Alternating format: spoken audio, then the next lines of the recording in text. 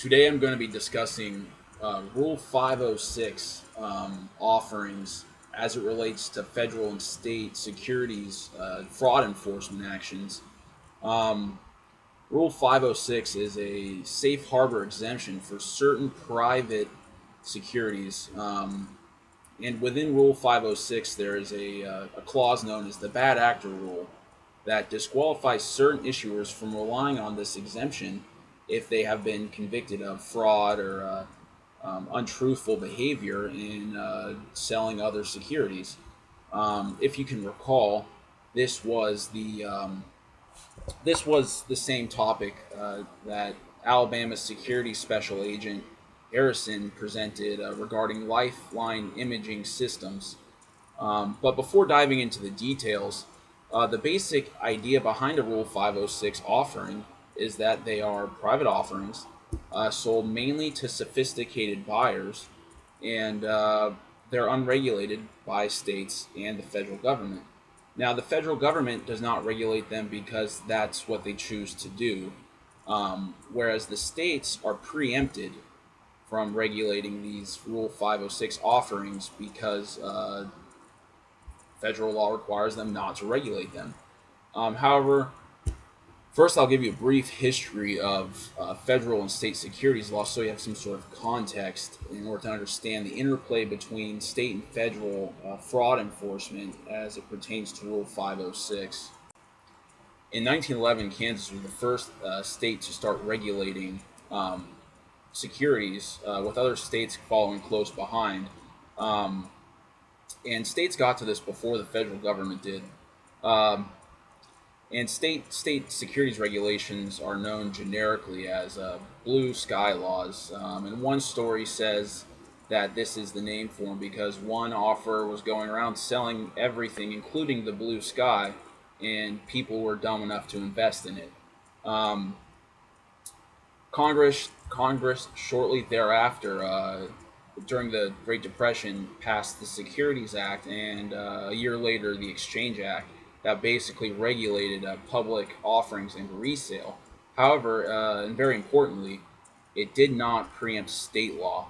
So this created a dual jurisdiction of federal regulations and state regulations. So you had 50 different states you had to deal with, and the federal government.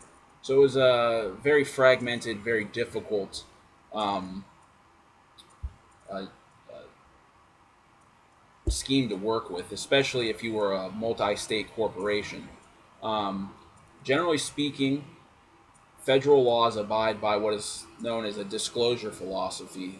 This means that the federal government doesn't really care what you're selling and how bad or risky it might be, as long as you disclose and you're forthright to the investor about how bad it is and you give them the material facts.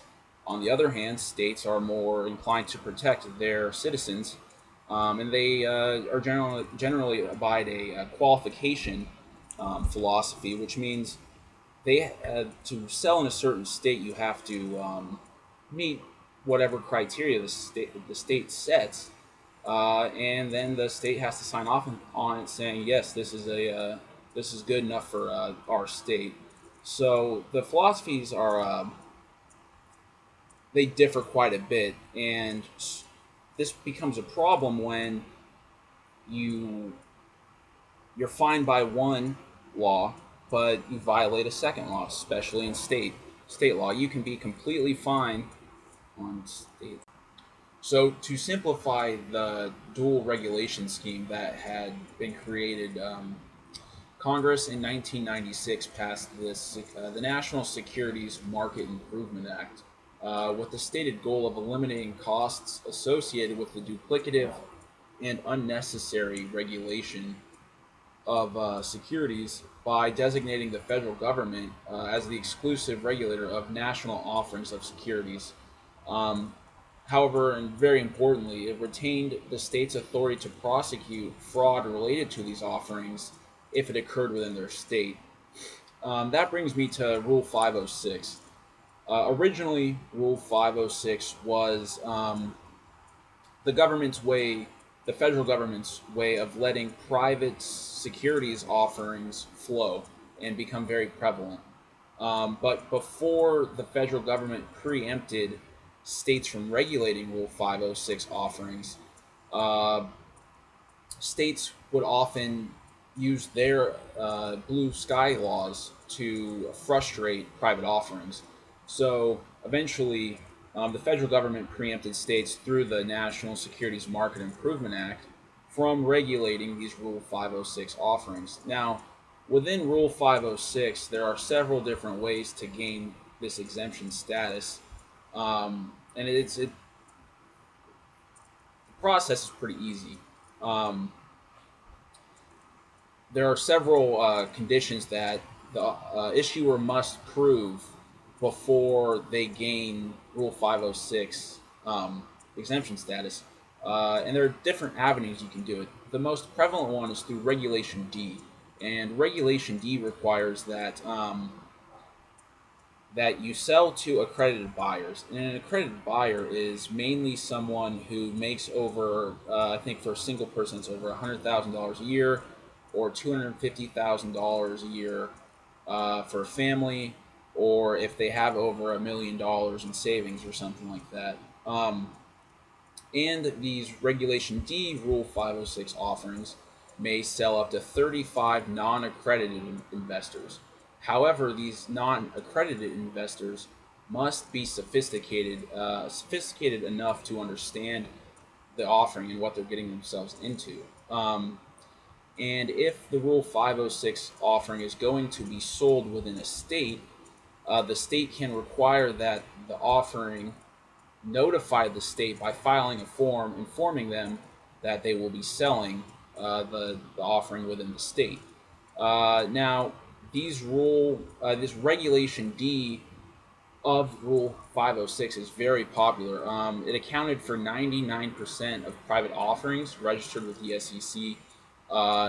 It raised $900 billion in 2012, and since 2009, there have been 40,000 Regulation D offerings that average around $2 million per offering. So these are not small private offerings in the sense that you're just going around selling your local stock in a small local startup, but these are very large, very large offerings that can have. There's a lot of room for fraud, and that's where some of the issues come up, which is next. The process for actually going about getting one of these Rule 506 exemptions is fairly straightforward. You fill out a form with the SEC verifying what you're going to be selling, who you're going to be selling it to, and all the sort of administrative information. And then you send it in, and they more or less rubber stamp it. So there's not a heavy review process, especially considering there are thousands of these each year. You combine that with the fact that it's not regulated by states nor the federal government, and there's no cap to how much you can offer, it naturally leads to an increase in fraudulent activities. So in part, in 2012, Congress required the SEC to promulgate the bad actor rule, which I briefly mentioned before. But the bad actor rule prevents a Rule 506 offering from relying on its exempt status if a person who's associated with the offering has been convicted of a felony or misdemeanor case of securities fraud or false filings, or has been on the receiving end of cease and desist orders for sales of securities. And in pertinent part, the bad actor rule reads, no exemption under this section 506, shall be available for a sale of securities if a covered person is guilty of a disqualifying act. And as I mentioned before, the disqualifying acts, felony or misdemeanor fraud, cease and desist orders, false filings. There are several exceptions but those are all fairly minor. The main issue that comes to mind though is how this enforceable by the states, and to kind of put that into perspective first, uh, before the bad actor rule, there was debate as to whether states could strip an offering of its Rule 506 exemption status if it had proof that the offering was non-compliant with Rule 506's substantive conditions. The question of whether a state could strip a Rule 506 offering of its exemption status first first hit the courts in 2002 and resulted in a split in a minority and majority position. At first, the minority position, it's fairly straightforward, and it holds that if a Rule 506 offering is legitimately filed with the SEC, then the states are preempted from questioning that offering, whether or not it is actually compliant with Rule 506's conditions. Um, and to sort of give facts to this to make it a little clearer of what I'm trying to get across, in one case, a Rule 506 offering was filed with the SEC and sold in Florida. Um, the purchasers of the offering wanted to rescind and sued in Floridian court, saying that it was not properly registered with the with Florida.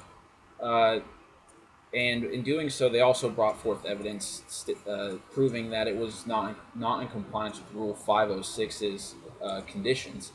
Well, the court was unmoved by this and basically held that the Rule 506 offering, simply by purporting to be in compliance with Rule 506, uh, made it um, exempt from state blue sky laws. Uh, and several other cases followed this rationale. But today, the majority position has really taken hold. And again, the majority argument is fairly straightforward.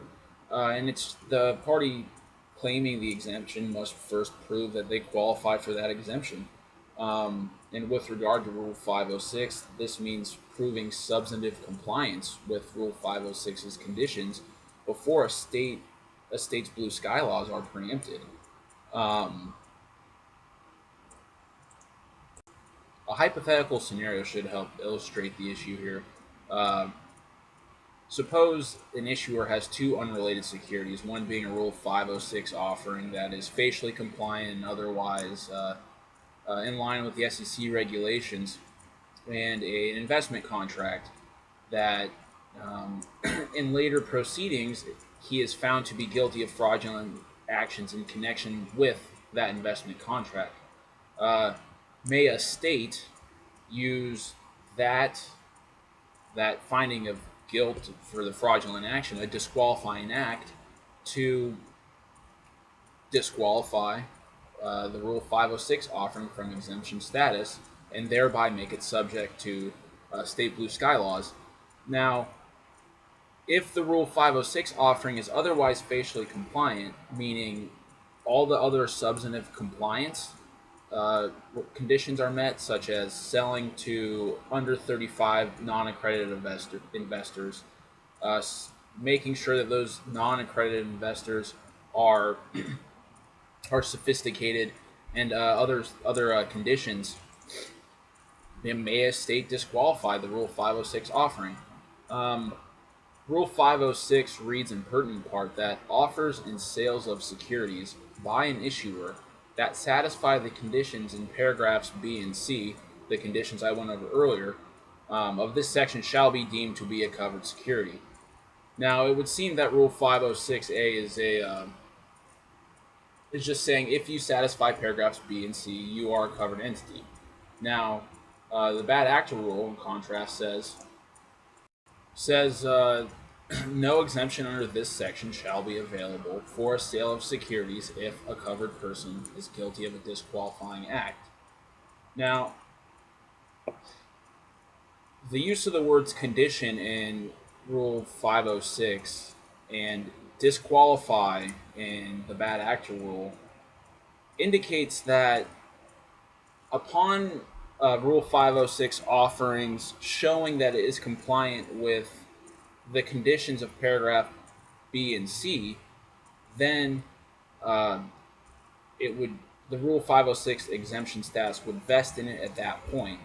Um, if that is the case, then the state would not be able to bring evidence of non-compliance with the bad actor rule to bear on it in order to strip it of its Rule 506 exemption status, because the states are preempted from actually acting on that security at all. If anyone could strip it of its Rule 506 offering, it would have to be the SEC.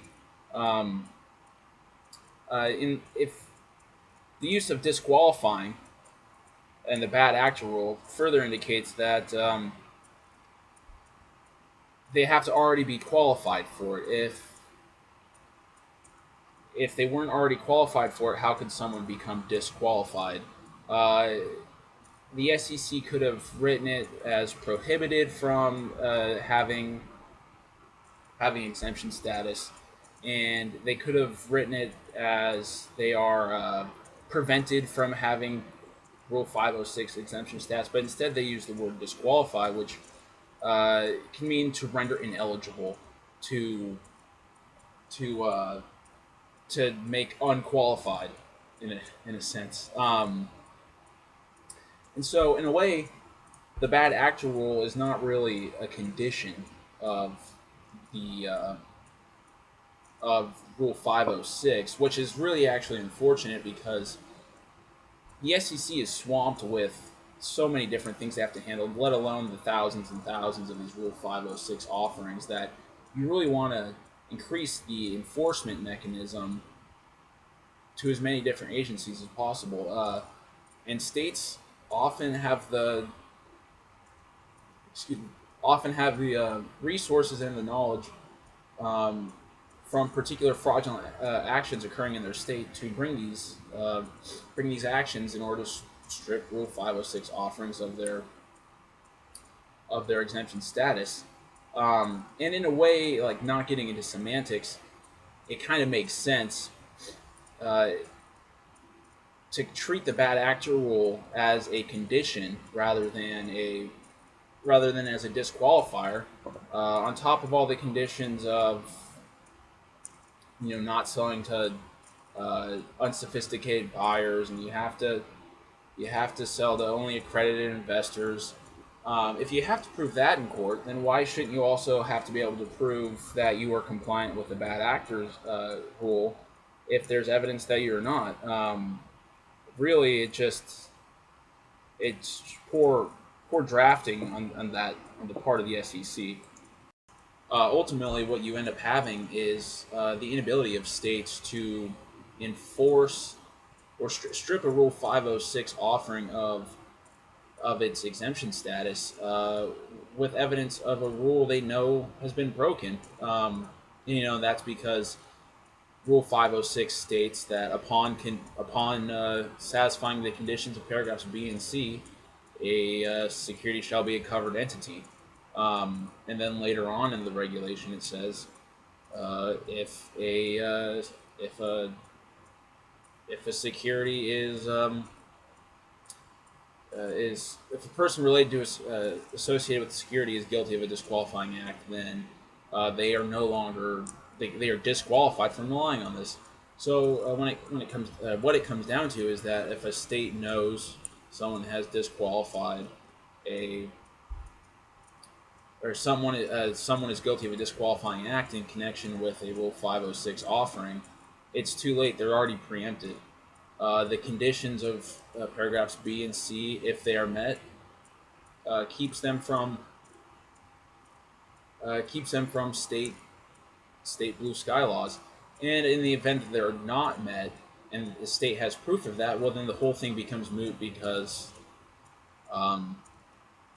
they're liable to state claims anyway. And ultimately, what you really want is you want the bad act rule to become to be considered a condition of Rule 506 rather than a disqualifying uh, mechanism to strip an offering of its state preemption status or state exempt status rather, um, because it's unregulated by the federal government. The numbers are vast. The money, there's so much money out there for it. 900, almost $900 billion in 2012. That there's just going to be a lot of fraud, and so why not allow states to bring these actions? And that about wraps up what I have to say. Thank you for bearing with me.